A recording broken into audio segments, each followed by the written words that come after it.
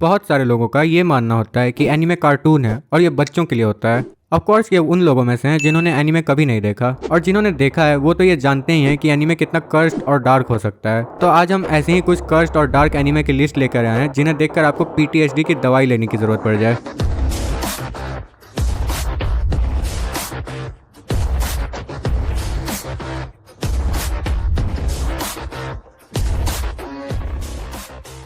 तो हमारी लिस्ट का पहला एनीमे है इनुयाशिकी, और मैंने आज तक जितने भी एनीमे देखे हैं उनमें से ये definitely one of the most weirdest anime है। इसमें दो लोगों को मिस्टीरियस सुपर पावर्स मिलती है जो उन्हें बेसिकली एक वॉर मशीन बना देती है। पहला बंदा अपना ये बुढ़ऊ है इचिरो इनुयाशिकी, जो अपना मेन कैरेक्टर भी है। जी हाँ, इस एनीमे का मेन कैरेक्टर एक स्कूल का टीनेज बच्चा नहीं है। कहा था ना बहुत वियर्ड एनीमे है।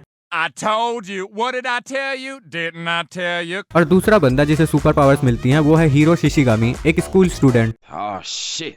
Here we go again. But ये दोनों अपनी पावर्स का एकदम उल्टा इस्तेमाल करते हैं। एक तरफ ये बुढ़ऊ अपने पावर्स का इस्तेमाल दूसरों की हेल्प करने के लिए करता है, ये अपनी जान को खतरे में डालकर दूसरों को बचाता है। और दूसरी तरफ ये बच्चा एक सोशियोपैथिक सीरियल किलर है जो मजे मजे में ही अपनी पावर्स टेस्ट करने के लिए एक पूरी फैमिली को मार देता है। और ये तो सिर्फ एपिसोड 2 है। जैसे जैसे ये एनीमे आगे बढ़ते जाता है हीरो और भी अनहिंज्ड होते जाता है। सिर्फ इसी एक कैरेक्टर की वजह से ये एनीमे कर्स्ड है। और हाँ, ये एक scene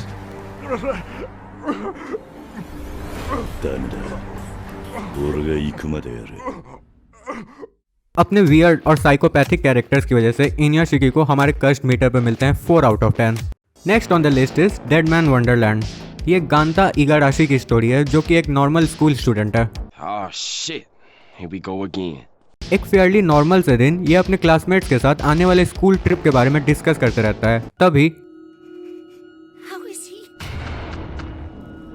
Wait, we're on the 3rd floor. एक सेकंड के अंदर इसके अलावा इसकी पूरी क्लास मर जाती है। और इसका ट्रॉमा यहीं खत्म नहीं होता, क्योंकि पूरे क्लास में सिर्फ यही जिंदा बचा है, तो उनके मर्डर के आरोप में इसे डेथ पेनल्टी देकर जेल भेज दिया जाता है। और ये सब सिर्फ फर्स्ट एपिसोड में होता है। बाकी का पूरा एनीमे प्रिजन में बेस्ड है, और ये प्रिजन भी कोई नॉर्मल प्रिजन नहीं है। डेड मैन वंडरलैंड नाम का ये प्रिजन बाहर से देखने में जितना ही ब्राइट और फन लगता है, अंदर से उतना ही कर्स्ड और डार्क है।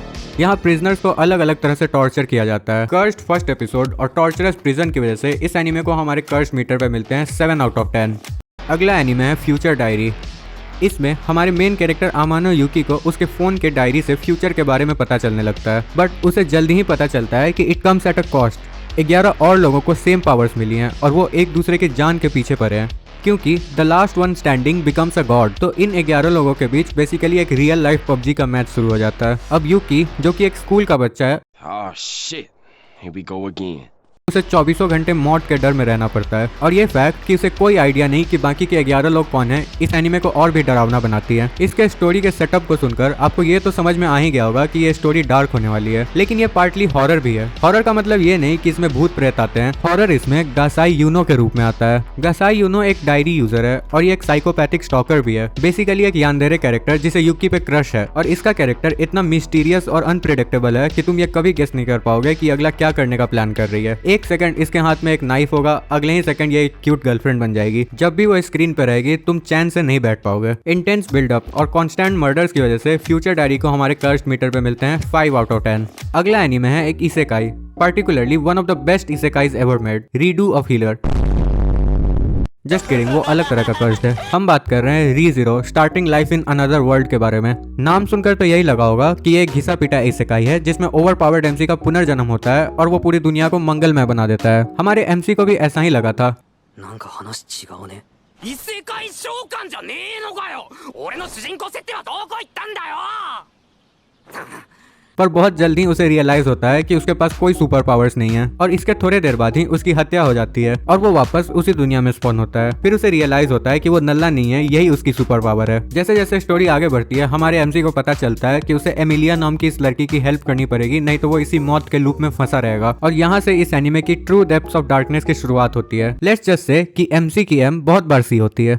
इस एनीमे में हमारा मेन कैरेक्टर सुबारू कम से कम 60 बार मर चुका है। बहुत बार उसे अपने क्लोज वंस को मरते हुए देखना पड़ता है, और कई बार अपने आप को सैक्रिफाइस, यहाँ तक कि सुसाइड भी करना पड़ता है। इस एनीमे की स्टोरी प्रोग्रेशन और प्लॉट ट्विस्ट्स आपको सुबारू के साथ सिंपैथाइज करने को मजबूर कर देगा। And because of this non ending death loops, इस एनीमे को हमारे कर्स्ट मीटर पे मिलते हैं 6 out of 10। Next up ahead is parasite. ये स्टोरी है एक एलियन स्पीशीज के बारे में जो सडनली एक दिन अर्थ को इन्वेड करते हैं और इस एलियन स्पीसीज का हर एक मेंबर एक ह्यूमन की बॉडी के ऊपर कब्जा करने की कोशिश करता है, जिसके बाद वो ह्यूमन एक मैन ईटिंग मॉन्स्टर बन जाता है। हमारे मेन कैरेक्टर के साथ भी सेम ही होता है, बट वो अपने पैरासाइट को हाथ में ही रोक लेता है, जिसकी वजह से उसका कंट्रोल उसके हाथ तक ही लिमिट रहता है। इसके बाद ये शो इन 2 अनवांटेड एलाइज को साथ में प्रॉब्लम से डील करते हुए दिखाता है। ये एनीमे पार्टिकुलरली टेरिफाइंग है क्योंकि इजुमी का पोर्ट्रेयल बहुत रियल है। उसे देखकर तुम्हें ऐसा लगेगा कि अगर मैं भी इन सिचुएशंस में रहता तो मैं भी कुछ ऐसे ही डिसीजंस लेता। इस वजह से डिस्पाइट बीइंग सुपरनैचुरल ये एनीमे रिलेटेबल लगने लगती है। मैन ईटिंग मॉन्स्टर से भरे पैरासाइट द मैक्सिम को हमारे कर्स मीटर पे मिलते हैं 5 आउट ऑफ 10। नेक्स्ट एनीमे है Tokyo घूल।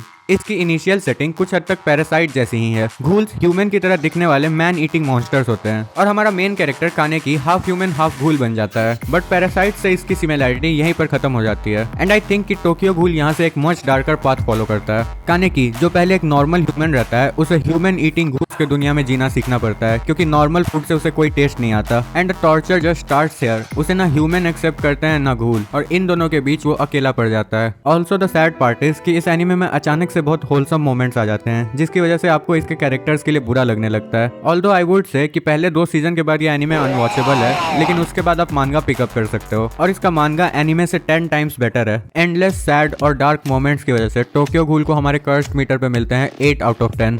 So that is it for this video. अगर आपको लगता है कि हमने किसी एनीमे को मिस कर दिया तो नीचे कमेंट्स में जरूर बताएं। And don't forget to subscribe. Our goal is 10,000 subscribers before end of July. Hope you enjoyed. मिलते हैं अगले वीडियो में।